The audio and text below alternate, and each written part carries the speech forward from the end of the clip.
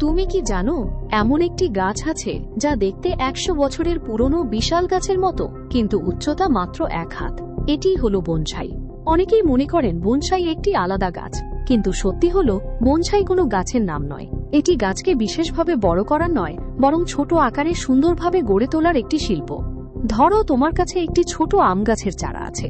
যদি সেটিকে ছোট টবে রেখে নিয়মিত ছাঁটাই করো, শিকড় নিয়ন্ত্রণ করো এবং যত্ন নাও, তাহলে সেটি ছোটই থাকবে, কিন্তু দেখতে হবে যেন একটি বিশাল পুরনো গাছের ছোট সংস্করণ। এটাই বনসাই। বনসাই শব্দটি এসেছে জাপানি ভাষা থেকে। বন মানে অগভীর টব, আর সাই মানে গাছ লাগানো, অর্থাৎ অগভীর টবে শিল্পের মতো করে গাছ তৈরি করাই বনসাই। প্রথমে একটি উপযুক্ত গাছ বেছে নেওয়া হয়, যেমন বট, অশ্বত্থ, ফাইকাস, জবা বা তেঁতুল। এরপর গাছটিকে ছোট টবে লাগানো হয়।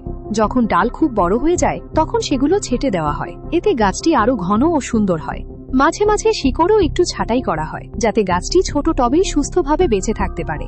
কখনো কখনো নরম ডালে বিশেষ তার পেঁচিয়ে আস্তে আস্তে বাঁকানো হয়, এতে গাছটি ঝড়ে বেড়ে ওঠা বা পাহাড়ের পুরনো গাছের মতো আকৃতি পায়। অনেকেই ভাবেন বনসাই করলে গাছ কষ্ট পায়, আসলে তা নয়।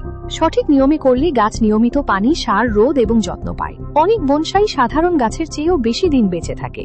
কিছু বনসাইয়ের বয়স 50, 100, এমনকি 300 বছরেরও বেশি। প্রজন্মের পর প্রজন্ম ধরে মানুষ একই গাছের যত্ন নিয়ে যায়। জানো কি, একটি ছোট বনসাইয়ের দাম কখনো কখনো হাজার হাজার, এমনকি লাখ লাখ টাকাও হতে পারে, কারণ একটি সুন্দর বনসাই তৈরি করতে অনেক বছরের ধৈর্য, যত্ন এবং দক্ষতা লাগে। বনসাই কিভাবে তৈরি করতে হয় তা জানতে চাইলে কমেন্টে জানাও। এই ধরনের বৃক্ষ পরিচিতি, উদ্ভিদ ডকুমেন্টারি এবং বৈজ্ঞানিক তথ্য জানতে চ্যানেলটি সাবস্ক্রাইব করে পাশেই থাকুন।